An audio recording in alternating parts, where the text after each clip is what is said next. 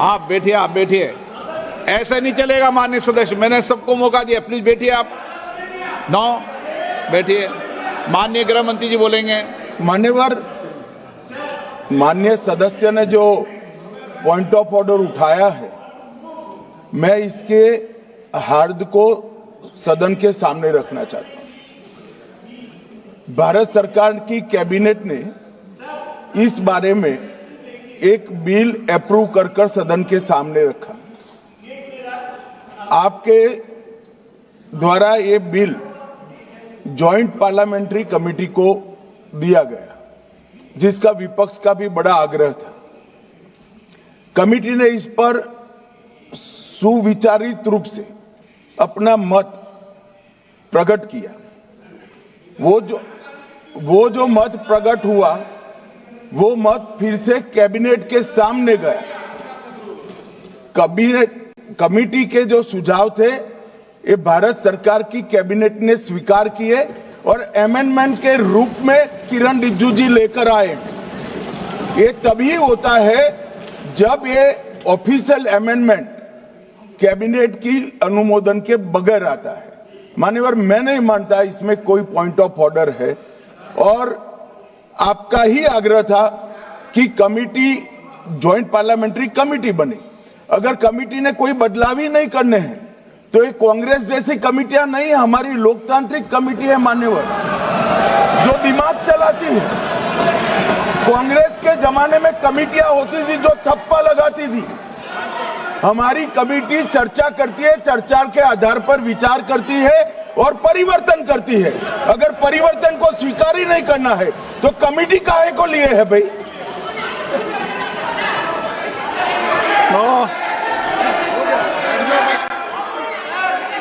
आप जब विधेयक पर चर्चा हो तो सबको मौका दूंगा। अभी 0 ओवर पर मानने के मैं इस पर अपनी व्यवस्था देता हूं। माननीय सदस्यगण श्री एन.के. प्रेमचंद्रन जी ने जो प्रश्न उठाया है, वक्फ संशोधन विधेयक 2025 पर संयुक्त समिति में विधेयक कुछ खंड जोड़ दिए गए जो विधेयक के दायरे से बाहर हैं। इस विषय पर मैं माननीय सदस्यों का ध्यान कौल और शब्द द्वारा रचित संसदीय पद्धति और प्रक्रिया की ओर आकर्षित करना चाहता हूं कि संयुक्त समिति की किसी भी विधेयक में संशोधन करने की शक्तियां बड़ी व्यापक और विस्तृत है। समिति किसी भी विधेयक में पूर्ण रूप से संशोधन कर सकती है या उसको पूर्णतः नया प्रारूप तैयार कर सकती है तथा विधेयक के सिद्धांत में परिवर्तन किए बिना उसका पूरा नाम और संक्षिप्त नाम भी बदल सकती है। इस प्रकार समिति किसी विधेयक में नए उपबंध सम्मिलित कर सकती है तथा विधेयक की व्याप्ति की समिति कर सकती है। विगत में कई संयुक्त समितियों ने विधेयकों में ऐसे संशोधन किए हैं। श्री किरण रिजिजू जी।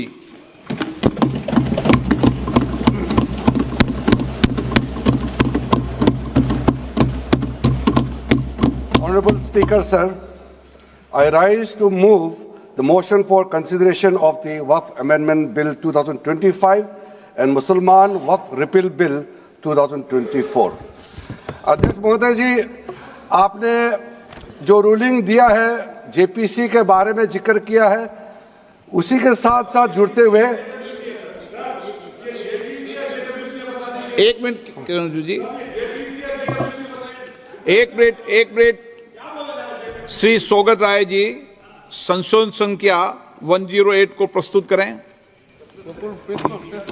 आप बोल रहे थे ना? हाँ।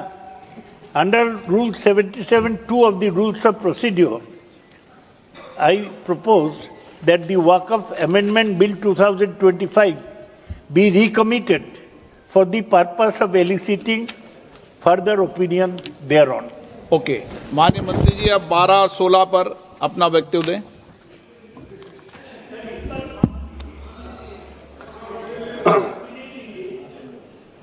आपका जो जब मैं ओपनिंग करूंगा उसका भी जवाब आएगा और बाकी अमेंडमेंट तो आखिरी में आता ही है।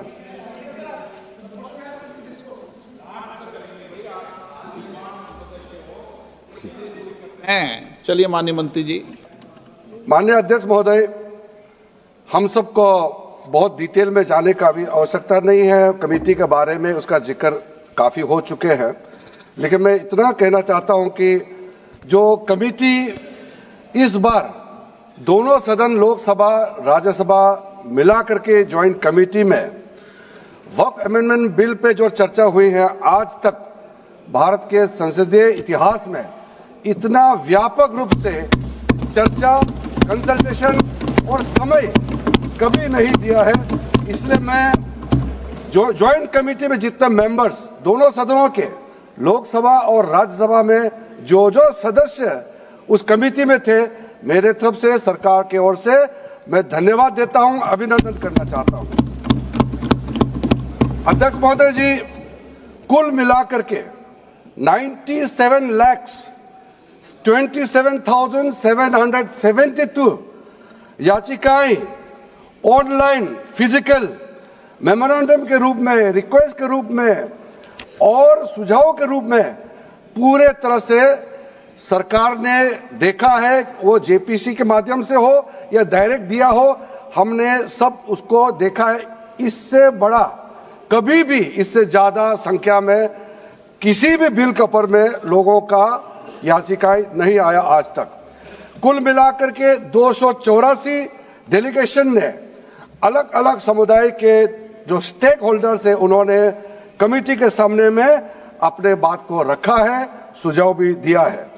25 स्टेट गवर्नमेंट और यूनियन टेरिटरीज का वक्फ बोर्ड्स ने अपना सबमिशन भी पेश किया गया है।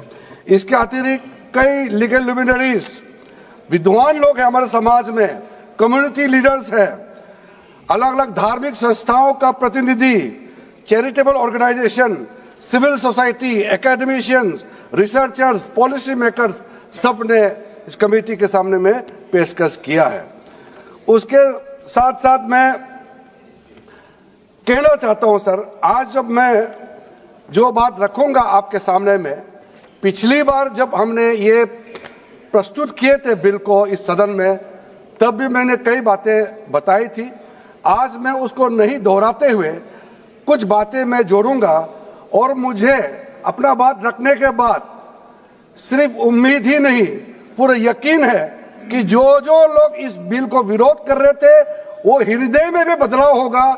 पॉजिटिव सोच के साथ इस बिल में सब समर्थन करेंगे, ये मैं विश्वास के साथ आप आगे अपना बात रखना चाहता हूं।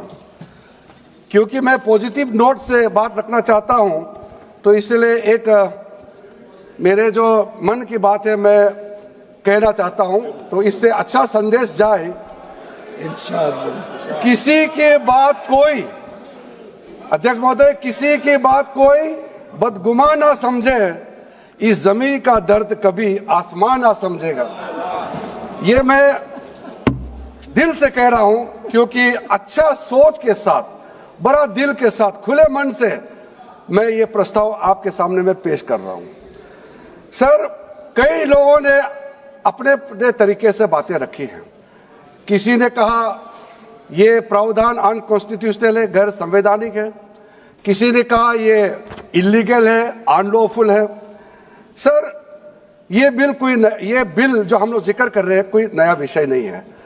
आजादी से पहले ये बिल, जब पहली बार मुसलमान वक्फ वैलिडेटिंग एक्ट पास किया गया था 1913 में, तब से इसका इतिहास शुरू होता है। उससे पहले प्रिवी काउंसिल ने 1894 में इनवैलिडेट किया था वक्फ अल औलाद को। बाद में उसका प्रॉपर लीगल फॉर्म में 1913 के बाद फिर 1923 में द मुसलमान वक्फ एक्ट लाया गया था, जिसमें अकाउंटिंग और ट्रांसपेरेंसी के बारे में ये जोर उसको देते हुए ये एक्ट पास किया गया था। उसके बाद 1930 में द मुसलमान वक्फ वैलिडेटिंग एक्ट लाया गया है, जो रीइंफोर्स करता है लीगल वैलिडिटी ऑफ द